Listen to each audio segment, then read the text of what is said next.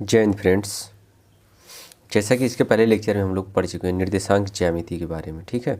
तो निर्देशांक ज्यामिति हम जब पढ़ चुके हैं तो इसके पहले लेक्चर में हम लोग क्या पढ़े थे, कार्तीय तल के बारे में पढ़े थे हम लोग, ठीक है। कार्तीय तल क्या होता है, ठीक है। जिस तल में किसी बिंदु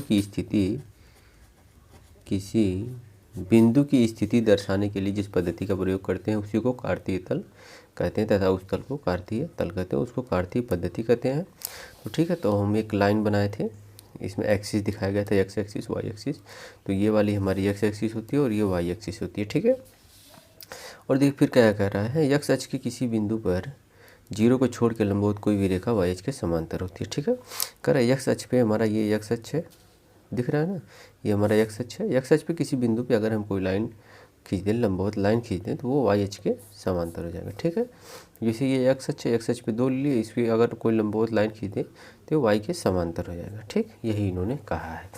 फिर आगे हम पढ़े थे, क्या पढ़े थे आगे, नोट 2 हम क्या पढ़े थे। नोट 2 हमारा देखिए क्या था, वही था। नोट 2 हमारा कह रहा है वाई अक्ष के किसी बिंदु पर मूल बिंदु को छोड़ के लंबवत कोई रेखा एक्स अक्ष के समांतर। जैसे ये हमने खींच दिया, ये एक्स एक्सिस है और ये वाली वाई एक्सिस है। तो कह रहा है वाई अक्ष के किसी बिंदु पे, वाई अक्ष पे ये है वाई अक्ष, ये हम बिंदु ले लिए, ये बिंदु पे, और लंबवत कोई लाइन खींच दी है तो क्या होता है, एक्स अक्ष के समांतर होता है, यही कहा है, ठीक है। फिर उसके बाद हम बात करते हैं चतुर्थांश की।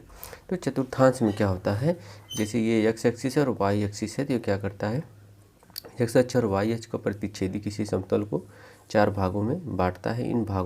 इन चारों भागों को चतुर्थांश कहते हैं, ठीक है। चारों भागों को चतुर्थांश कहते हैं, ठीक है। तो यही हमारा 4 भाग, 1 भाग, 2 भाग, 3 भाग, 4 भाग पड़ गया है। इन्हीं चारों भागों को चतुर्थांश कह देते हैं, ठीक है। अब देखिए क्या बात है, कार्तीय तल में किसी बिंदु के निर्देशांक कैसे प्राप्त करते हैं, ठीक है। तो सबसे पहले काम मान लीजिए 1,2 हमको प्राप्त करना है, 1,2, और जो इसमें पहले होता है 1, वो होता है एक्स अक्ष पे चली गई दूरी, और जो दूसरा होता है वाई अक्ष पे चली गई दूरी, और जो पहले इसमें होता है 1 उसको हम भुज कहते हैं, और दूसरे नंबर जो होता है उसको कोटि कहते हैं, ठीक है। तो जैसे हमको 1,2 दर्शाना है अगर कार्तीय तल में, तो ये एक्स एक्सिस बनाएंगे, ये वाई एक्सिस बनाएंगे, और बनाने के बाद 1,2 दिखाएंगे कहाँ है, कि 1,2 है कहाँ, ठीक है। तो सबसे पहले हमको पता है कि एक्स एक्सिस पे, तो एक्स एक्सिस पे हमने 1 पॉइंट चला, और ये दूसरा वाला वाई अक्ष पे चली गई दूरी है तो वाई अक्ष पे 2 चले। फिर दोनों के क्या करेंगे, लंबवत लाइन खींच देंगे, और जहाँ मिलेगा वही हमारा पॉइंट हो जाएगा, ठीक है। इतना तो समझ में आ गया होगा। चलिए कुछ और पॉइंट की बात अगर हम करें, जैसे अगर पॉइंट हमारा देखिए, आप लोगों को दिख रहा होगा 3,2 निर्देशांक है, ठीक है। ये 3,2 निर्देशांक है। अब देखिए यहीं से, ये तो अभी पिछला वीडियो का हम थोड़ा सा समरी करवा दिए, पिछले लेक्चर का। अब इस लेक्चर में अब यहाँ से शुरू होगा। अगर हमको 3,2 दिखाना है, ठीक है बाबू, तो 3,2 दिखाना है, तो ये जो सबसे पहले लिखा रहता है 3, ये हमारा एक्स एक्सिस होता है, अच्छे से याद के लिए एक्स एक्सिस होता है। जो दूसरे नंबर पे लिखा होता है उसको वाई एक्सिस कहते हैं, ठीक है। पहला वाला एक्स एक्सिस, दूसरा वाला वाई एक्सिस। पहले वाले को भुज कहते हैं, दूसरे वाले को कोटि कहते हैं, ठीक। पहले वाले को भुज कहते हैं, दूसरे वाले को कोटि कहते हैं। फिर अगर बात आगे करते हैं, तो बात अगर कर रहे हैं हम, इसकी बात करेंगे 3,2 कैसे दर्शाएंगे। तो एक्स एक्सिस बनाएंगे, वाई एक्सिस बनाएंगे, ठीक। फिर इस पे क्या करेंगे हम, कितना चलना है, 3, तो एक्स एक्सिस पे 3 दूरी चलेंगे, 1 2 3, 3 चले। फिर वाई एक्सिस पे देखिए 2 चलना है, 1 2 चले। फिर करते क्या है, जो हमको ये लाइन मिलती है इसी पे लंब एक खींच देते हैं लाइन। तो हमने ये लाइन खींच दिया, और 2 पे भी एक लंब लाइन खींच दिया, जहाँ मिलेगा वही 3,2 होगा, ठीक है। इतना तो समझ में आ गया होगा। और अगर हम बात करें और पॉइंट्स की, अगर हम बात करिए, चलिए आप लोगों को एक होमवर्क टाइप देते हैं, आप लोग करिए। अगर हम एक आप लोगों को दे रहे हैं कि ये बिंदु आप लोग दर्शाइए, ठीक है। चलिए अगर हम कह रहे हैं कि -2, -3, -2, -3 हमको निकालना है, ठीक। तो -2, -3 कैसे निकलेगा, हाँ बताइए। तो सबसे पहला काम क्या होता है, जो -2 होता है, -2 क्या है हमारा, -2 क्या होता है, हमारा -2 क्या हो जाएगा, एक्स एक्सिस पे होगा, -2 लिखिए एक्स एक्सिस पे होगा, एक्स एक्सिस पे, और ये -3 वाई एक्सिस पे। ठीक, ये चीज़ क्लियर हो गया। ये क्या होता है, इसको भुज कहते हैं, इसको वाई वाले को कोटि कहते हैं। भुज और कोटि हमको पता चल गया। ठीक, इतना पता हो गया, भुज और कोटि। अब देखिए इस बिंदु को -2, -3 को दर्शाने के लिए क्या करेंगे हम। सबसे पहले तो हम चतुर्थांश बनाएंगे। चलिए सब लोग उठाइए पेन और कॉपी पे अपने अपने चतुर्थांश बनाइए। तो चतुर्थांश बनाने के लिए क्या किया है, सबसे पहला काम एक्स एक्सिस और वाई एक्सिस बनाएंगे। ठीक है, तो हमारा एक्स एक्सिस क्या है, एक्स एक्सिस हमारा ये है, वाई एक्सिस ये है। इस पर क्या करेंगे, सबसे पहला काम लाइन बनाते हैं। ठीक है, ये हमारा 0 होता है, ये 1, ये 2, ये 3, 4, 5, 6, और ऊपर चलते हैं तो ऊपर भी 1, 2, 3, 4, और उधर चलते हैं बाएं साइड तो -1, -2, -3, -4। नीचे आते हैं तो -1, -2, -3, -4। ठीक, ये हमारा बन जाता है चतुर्थांश, और उस पर हम नंबर प्लॉट कर लिए। तो अब बात करते हैं हमको दिखाना कितना है, -2, -3 ना, -2, -3 दिखाना है। -2 जो क्या होता है, एक्स एक्सिस पे चली गई दूरी होती है, तो -2 पहले एक्स एक्सिस तो हमारा ये है। ठीक, एक्स एक्सिस हमारा जो है उस पर क्या ढूंढेंगे हम, -2, तो इधर आएंगे तो प्लस प्लस है, तो इधर जब आएंगे तो देखिए -1 और ये -2, ये मिला हमको। ठीक, अब फिर देखिए वाई एक्सिस पे ढूंढेंगे हम। वाई एक्सिस पे कितना -3 है, तो वाई ये वाली हमारी वाई एक्सिस है। ठीक, ये वाई एक्सिस है, इस पे ढूंढना है हमको -3। ठीक है, -3 ढूंढना है हमको, तो देखिए नीचे आएंगे -1, -2, -3, ये पॉइंट मिल गया। अब क्या करते हैं, इन पॉइंट के लंबवत एक लाइन खींच लेते हैं। तो ये 3 के लंबवत लाइन एक खींचेंगे तो ऐसे होगा। फिर ये एक पॉइंट हमको -2 मिला है, -2 के भी लंबवत एक लाइन खींच देंगे, और जहाँ ये लाइन एक दूसरे को दोनों कट करेंगे वही हमारा -2, -3 हो जाता है। ठीक, समझ में आया। चलिए एक पॉइंट और, एक और करते हैं किसी 2, -1, 2, -1 आप लोगों को दिखाना है। ठीक है, 2, -1 दिखाना है। 2, -1 दिखाने के लिए क्या करेंगे, सबसे पहले तो हम जानते हैं ये वाला क्या होता है, एक्स एक्सिस है, ये वाला वाई एक्सिस है, और इसको भुज कहते हैं। भुज, एक्स एक्सिस वाले को पहले को भुज कहते हैं और दूसरे को कोटि कहते हैं। पता चल गया इतना। ठीक, भुज किसको कहते हैं और कोटि किसको कहते हैं। फिर आगे क्या करेंगे, हम चतुर्थांश बना लेंगे। तो चलिए पिछली बार की तरह चतुर्थांश बनाते हैं। तो ये हम जानते हैं ये एक्स एक्सिस होती है, और ये जो ऊपर नीचे लाइन होती है वो वाई एक्सिस होती है। ये 0 होता है, नंबर सब आप लोग प्लॉट कर लीजिए, 1, 2, 3, 4, 5, और इधर आता है -1, -2, -3, -4। ऊपर आता है 1, 2, 3, 4, नीचे आता है -1, -2, -3। ठीक है, ऐसे ऐसे आता है। पॉइंट हमको क्या चाहिए, 2, -1। तो 2 किस पे चलता है, एक्स एक्सिस पे, 1, 2, ये हमको पॉइंट मिल गया। वाई एक्सिस पे -1 चलना है तो -1 यहाँ आ गया। अब दोनों के लंबवत एक लाइन खींच देंगे दोनों पॉइंट के, और जहाँ जहाँ कट करेगा वही हमारा पॉइंट हो जाएगा। यहाँ कट किया तो ये वाला पॉइंट हमारा कितना हो जाएगा, 2, -1। ठीक, समझ में आ गया। ठीक है, तो ये हमारा थोड़ा पॉइंट दिखाने का तरीका है। ठीक है, तो इस तरह से आप लोग पॉइंट को दिखा सकते हैं।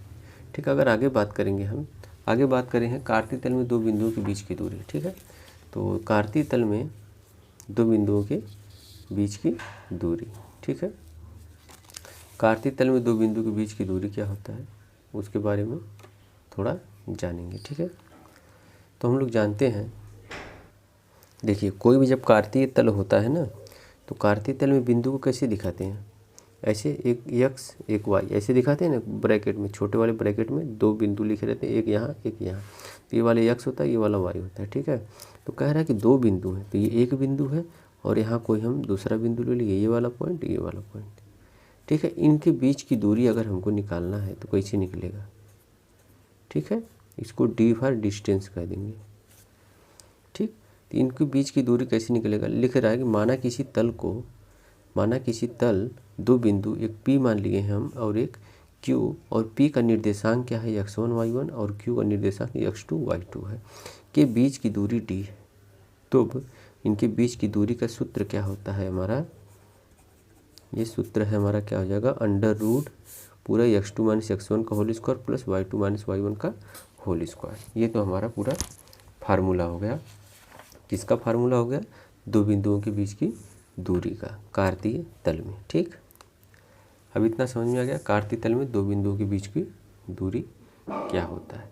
अब आगे अगर हम बात कर रहे हैं संरेख बिंदु की बात करेंगे, इसको एक तरीके से और लिख सकते हैं, इसको लिख सकते हैं क्या, देखिए जब ये वाला क्या होता है हम बताए हैं, भुज होता है, ये कोटि होता है। इसी तरह ये भी जी पहले लिखा तो भुज, दूसरा वाला कोटि। तो अगर हम लिखें इसको d बराबर ऐसे भी लिख सकते हैं, और करके d बराबर भुजों का अंतर ऐसे लिख दें। अगर भुजों का अंतर, देखिए भुजों का अंतर, देखिए x है, ठीक ना, ये वाला भुज ये वाला भुज, इनका अंतर का स्क्वायर, ठीक, प्लस क्या, कोटियों का अंतर, कोटियों का अंतर, ठीक है। कोटियों का अंतर कर देंगे, और जैसे कोटियों के अंतर का स्क्वायर कर देंगे, यहाँ पे भी स्क्वायर, फिर इसको क्या करेंगे अंडर रूट में कर देंगे। इसको हम ऐसे भी कर सकते हैं, ठीक। इतना तो समझ में आ गया होगा। अब बात करेंगे संरेखी बिंदु की। अब संरेखी बिंदु क्या होता है उसके बारे में बात करेंगे। चलिए आप लोग लिखिए संरेखी बिंदु। संरेखी नाम से ही क्लियर लग रहा है क्या है हमारा, तो बात कर रहा है संरेखी बिंदु। संरेखी बिंदु क्या होता है, चलिए अगर कह रहा है कि यदि 3 बिंदु, क्या, यदि 3 बिंदु, कितना बिंदु, 3 बिंदु, यदि 3 बिंदु क्या है हमारे, 3 बिंदु, देखिए संरेखी की बात करें, अगर यदि 3 बिंदु एक ही रेखा पर स्थित हो, तो एक ही रेखा पर स्थित हो तो वो क्या हो जाता है, एक ही रेखा पर स्थित होती है तो वो संरेखीय हो जाता है, ठीक है। संरेखीय बिंदु स्थित हो तो वह तीनों बिंदु संरेखीय होते हैं, वह बिंदु संरेखीय होंगे, संरेखीय होंगे, ठीक है। अगर कोई 3 बिंदु है, अगर वो एक ही रेखा पे है तो वो संरेखीय हो जाएगा, ठीक है।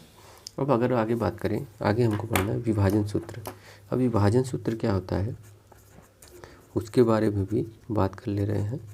विभाजन सूत्र क्या होता है उसके बारे में भी जान लीजिए। विभाजन का मतलब नाम से ही है, क्लियर है कि विभाजन मतलब अलग अलग करना, क्या, अलग अलग करना। तो कह रहा है विभाजन सूत्र की सहायता से हम उस बिंदु के निर्देशांक ज्ञात कर सकते हैं जो कि दिए गए रेखाखंड को अनुपात में विभाजित करेगा, ठीक है। क्या कह रहे हैं, विभाजन सूत्र की सहायता से, विभाजन सूत्र की सहायता से, ठीक है, विभाजन सूत्र की सहायता से,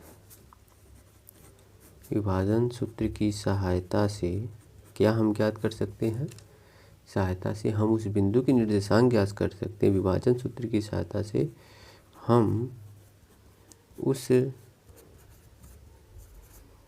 बिंदु का निर्देशांक का मतलब आप लोग समझ चुके हैं, इसके पहले बताया जा चुका है। निर्देशांक क्या होता है, निर्देशांक ज्ञात करते हैं, निर्देशांक ज्ञात करते हैं, ठीक है। निर्देशांक ज्ञात करते हैं जो कि दिए गए रेखाखंड, जो कि ध्यान से समझिए, जो कि दिए गए रेखाखंड जो कि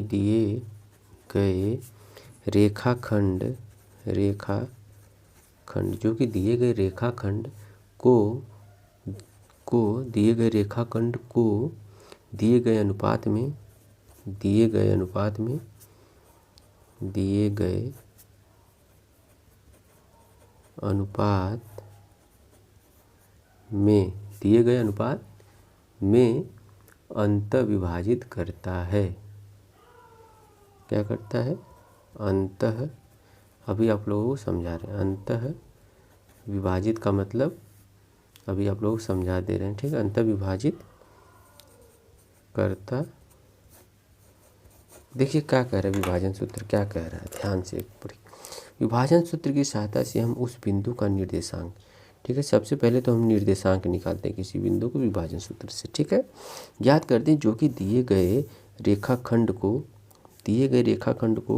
किसी अनुपात में अगर काट रहा है तो अंतर विभाजित करता है, तो वही हम ज्ञात करते हैं। देखिए कहने का मतलब है, देखिए ये हमारा कोई रेखाखंड है, ठीक है।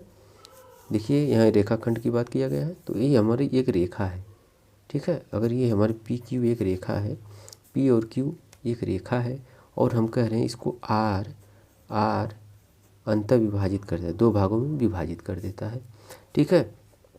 और ये अगर ये हमारा यम1 में विभाजित कर रहा है और ये यम2 में विभाजित कर रहा है, तो यहाँ से होता क्या है, यहाँ से हम निकाल देते हैं क्या, इस बिंदु का निर्देशांक, ये बिंदु का निर्देशांक ज्ञात कर देते हैं, ठीक।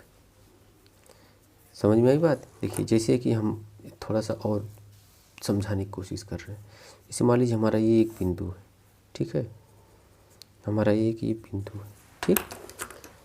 देखिए अगर हम यहाँ से इसको विभाजित करना चाहें, देखिए ये तो आधा पे ये रहेगा ना, अगर हम यहाँ से करना चाहें, आधा पे से नहीं, यहाँ से करना चाहें, और ये क्या है हमारा, इस रेखाखंड का एक भाग है और ये वाला दूसरा भाग है, मतलब यहाँ से यहाँ की दूरी 1 है, तो यहाँ से यहाँ की दूरी 2 है, और ये x1 y1 है और ये x2 y2, इसका निर्देशांक दिया, इसका निर्देशांक दिया। तो इस बिंदु का जो निर्देशांक निकालते हैं ना, इसी बिंदु का निर्देशांक विभाजन सूत्र से निकालते हैं। आया समझ में? अगर मान लीजिए बिंदु यहाँ पे यहाँ से हमको काट के इधर अलग करना है और इधर अलग करना है, ठीक है। तो ये एक बिंदु एक दिया रहेगा, एक ये बिंदु दिया रहेगा, इसका हम निर्देशांक ज्ञात कर लेंगे। यही चीज़ हम इसी से विभाजन सूत्र से ज्ञात करते हैं, ठीक है। तो आशा करते हैं विभाजन सूत्र आप लोगों को समझ में आया होगा, ठीक है। विभाजन सूत्र समझाने के लिए और अच्छा से ट्रिक बताते हैं, और इसका फार्मूला क्या होता है वो भी आप लोगों को बताते हैं, ठीक है। तो बने रहिए। चलिए रेखाखंड का अंतर विभाजन का सूत्र क्या होता है उसके बारे में थोड़ा सा बात करते हैं। इसके पहले हम बता दें एक रेखाखंड है, ठीक है, उसके दो निर्देशांक दिए हैं। अगर वो कुछ अनुपात में अगर काट रहा है, तो जहाँ से काटेगा उसका हमको क्या निकालना है, निर्देशांक, उसी से हम ज्ञात करते हैं, ठीक है। तो रेखाखंड का यहाँ से एक सवाल आता है, ठीक है। रेखाखंड के विभाजन से एक सवाल आप लोगों का बोर्ड में आ जाता है, और आ ही जाता है, ठीक है। तो रेखाखंड का अंतर विभाजन अगर हम करना चाहें तो लिखिए बिंदु P, तो पहले बना देते हैं। अगर हम ये एक रेखाखंड ले रहे हैं, ठीक है, इसको हम मान ले रहे हैं P, इसको मान ले रहे हैं Q, ठीक है। और P का निर्देशांक हम मान ले रहे हैं x1 y1, और Q का मान ले रहे हैं x2 y2, ठीक है। ये हम P और Q का निर्देशांक मान ले रहे हैं। अगर हम इस रेखाखंड को R पे PQ, इसको R ले रहे हैं, R बिंदु पे कट करना चाहें, और क्या, और ये इसका अनुपात हमको दे दे कि ये यम1 अनुपात है और ये यम2 अनुपात है, ठीक है। मतलब ये दूरी यम1 है, ये दूरी यम2 है, मतलब अलग अंक अलग कोई होगा, और ये x1 y1 q x2 y2 निर्देशांक इसका दिया है। तो हमको r का अगर निर्देशांक निकालना रहेगा ना, तो इसी रेखाखंड का अंतर विभाजन के सूत्र से निकाल देंगे, ठीक है। तो चलिए थोड़ा सा लिखिए, इसमें थोड़ा सा हमको लिखना पड़ेगा। क्या लिखना पड़ेगा? लिखिए बिंदु P, लिखिए बिंदु P का निर्देशांक x1 y1, P x1 y1 and Q क्या है x2 y2, क्यों क्या है x2 y2 को मिलाने वाले x2 y2 को मिलाने वाले x2 y2 को मिलाने वाले x2 y2 को मिलाने वाले रेखाखंड को देखिए क्या करें, बिंदु P और Q को मिलाने वाले रेखाखंड को अगर हम m1 अनुपात m2 के अनुपात में क्या करते हैं, के अनुपात में क्या कर रहे हैं, विभाजित कर रहे हैं, अनुपात में विभाजित कर रहे हैं। ठीक है, अनुपात में विभाजित करने वाले बिंदु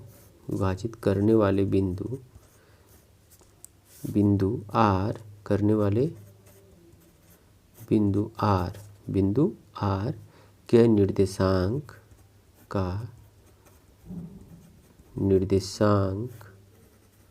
क्या मान लें हम, कैपिटल X और Y हो तो। ठीक है, देखिए ध्यान से समझिए, यहाँ से सवाल आता है, यहाँ सवाल एकदम 100% आएगा, इसलिए इसको आराम से समझिए। ठीक है, तो क्या कह रहा है ये, ये बिंदु P है और Q है, मिलाने वाले रेखाखंड को, मतलब ये इसको मिलाए तो एक रेखा बना और m1 और m2 अनुपात में विभाजित कर रहे हैं।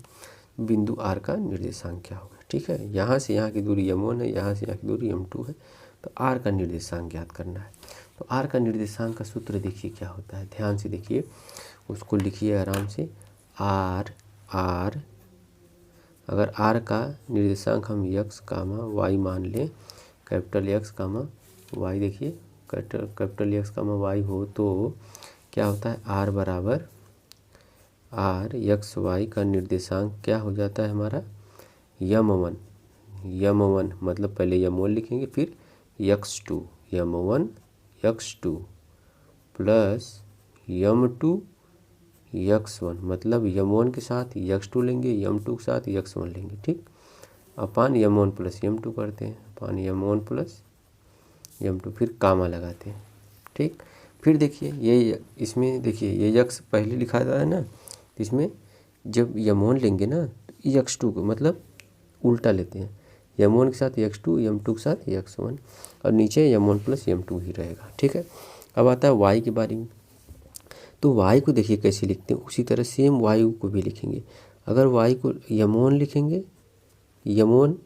फिर m1 के साथ y को क्या लिखेंगे, y2 लिखेंगे।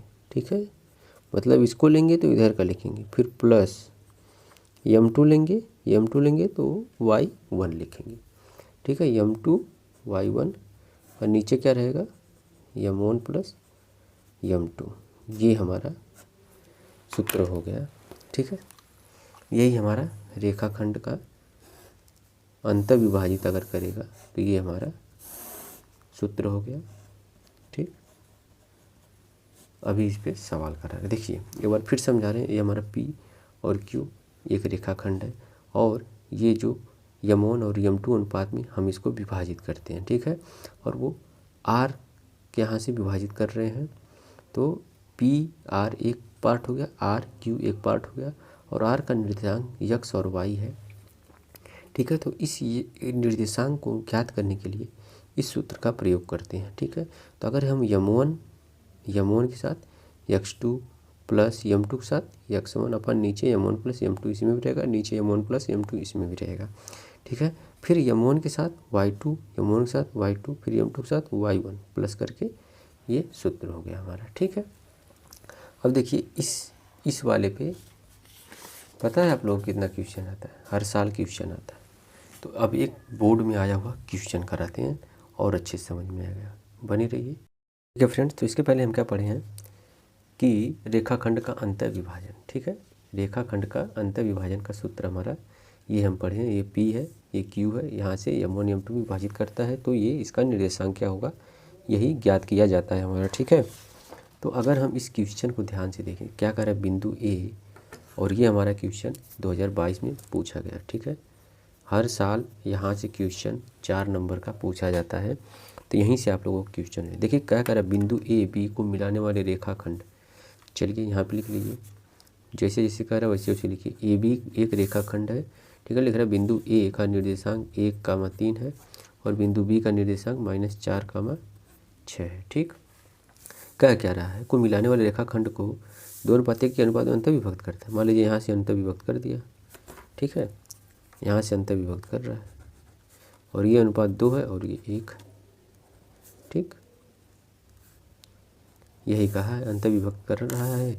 अंतर्विभक्त करने वाले बिंदु मान ले रहे हैं क्या है, सी है और इसका निर्देशांक XY है। निर्देशांक ज्ञात करना है। तो इसके पहले वाले में हम क्या आप लोगों को पढ़ाए हैं, देखिए ये कोई हमारा P बिंदु Q बिंदु है, R बिंदु पे M1 M2 विभक्त करता है, तो इसका फार्मूला यही होता है। ठीक है, क्या होता है, M1 मतलब ये जो यहाँ रहेगा। चलिए बताते हैं, ध्यान से समझिए। तो सूत्र क्या होता है हमारा, सूत्र पहले लिख लीजिए। अगर ये M1 की जगह क्या है हमारा 2 है, देखिए कितने 2:1 में काट रहा है। ये M1 है, ये M2 है और ये क्या है हमारा X1 Y1 है, ये X2 Y2 है। ठीक है, तो सबसे पहले तो हमको यही निकालना है ना कि M1 क्या है। चलिए यहाँ लिखिए M1 क्या है, M1 बराबर क्या है 2 में विभक्त कर रहा है और M2 की जगह क्या है 1 है। ठीक, फिर देखिए हमारा P क्या है, मतलब X1 Y1 क्या है हमारा X1 Y1 ये वाला बिंदु बराबर क्या है 1,3 और X2 Y2 क्या है X2, Y2 क्या हो जाएगा, ये वाला हो जाएगा बराबर -4,6। ठीक है, ये तो हमारा M1 M2 हो गया। अब देखिए R मतलब ये जो बिंदु काट रहा है, इसका निर्देशांक का सूत्र क्या होता है उसको लिखेंगे। चलिए उसको सूत्र क्या होता है लिखिए। सूत्र हमारा देखिए क्या होता है, x और y का निर्देशांक c का क्या हो जाता है M1 मतलब इसके साथ x1, मतलब पहले लिख लीजिए M1 into x2 plus M2 x1, नीचे देखिए M1 प्लस M2 होता है। ठीक, इसमें भी और कामा जो लगा के लिखेंगे उसमें, फिर M1 के साथ ये M1 के साथ तो Y2 प्लस M2 के साथ तो Y1 अपान M1 प्लस M2, यही हमारा होता है। ठीक, सारा वैल्यू निकाल लिए हैं, अब इसको हमको चुपचाप रख देना है। तो चलिए रखते हैं सबका मान। तो सबका मान जब हम रखेंगे तो सबका मान रखने के लिए इसमें रखिए, ये हमारा X1 बिंदु, ये X2 बिंदु है, X1 बिंदु है, Y1 बिंदु है। ठीक है, तो M1 की जगह क्या है हमारा 2 है, 2 X2 की जगह क्या है X2 की जगह ये X1 Y1 है, ये X2 Y2, तो X2 की जगह -4 2 गुणे -4 प्लस M2 बराबर ये 1 है तो 1 रखेंगे। X1 क्या है X1 Y1, तो X1 की जगह 1 गुणे 1 बटे M1 प्लस M2, M1 ये है 2 है, M2 1 है, तो 2 + 1 फिर लगाएंगे कामा। फिर देखिए M1 की जगह 2, Y2 क्या है X2 Y2, तो Y2 बाद वाला होता है 6, तो 2 गुणे 6 प्लस M2 क्या है M2 क्या है 1 है, तो 1 लिखेंगे। 1 इंटू Y1 क्या है Y1, X1 Y1 ये है, तो ये X1 होता है, ये Y1 मतलब बाद वाला 1 गुणे 3 बटे M1 प्लस M2, तो M1 की जगह 2, M2 की जगह 1, ये हमारा आ गया। इसको थोड़ा सा कैलकुलेट कर देंगे, उत्तर आ जाएगा। 2 का गुणे -4 में करेंगे तो -8 और ये 1 गुणे 1 और ये नीचे 2 1 3, फिर कामा 6 दूना 12 प्लस 1 गुणे 3 3, नीचे 2 1 3। ठीक, अब यहाँ से क्या हो जाएगा -8 + 1 क्या होता है -7 और बटे में 3, कामा 12 3 15 बटे 3। ठीक है, 3 से अगर हम काट दें तो 3 5 15 जगह, तो यहाँ से क्या हो जाएगा -7 बटे 3 कामा 5 3 15 5। ये हमारा सी वाला बिंदु आ गया, ये हमारा। और ये कि 4 नंबर में क्वेश्चन पूछ रहा है हर साल, 4 नंबर 2 नंबर ऐसे क्वेश्चन। और इस तरह के मैं क्वेश्चन गारंटी के साथ कर रहा हूँ, क्वेश्चन कम से कम हर साल आते हैं। हर साल अंतर्विभाजन के सूत्र आपको आ जाएंगे, अंतर्विभाजन के सूत्र से लगाना आ जाएगा। ठीक है, ठीक, तो यहाँ तक समझ में आ गया है ना, तो यहाँ तक कोई दिक्कत किसी को? ठीक है, एक बार आप लोग फिर से देख लीजिए। एक बार इसी क्वेश्चन को फिर से समझा रहे हैं।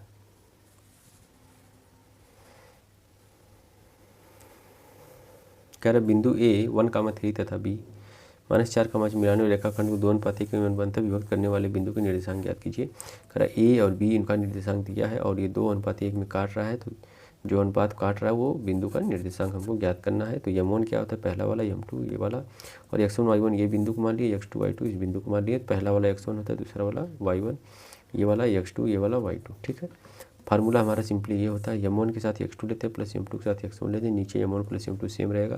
उसी तरह इसमें करते हैं, m1 के साथ y2 लेते हैं, ठीक है, प्लस m2 के साथ y1 लेते हैं, m1 के साथ y2 लेते हैं अपन m1 प्लस m2।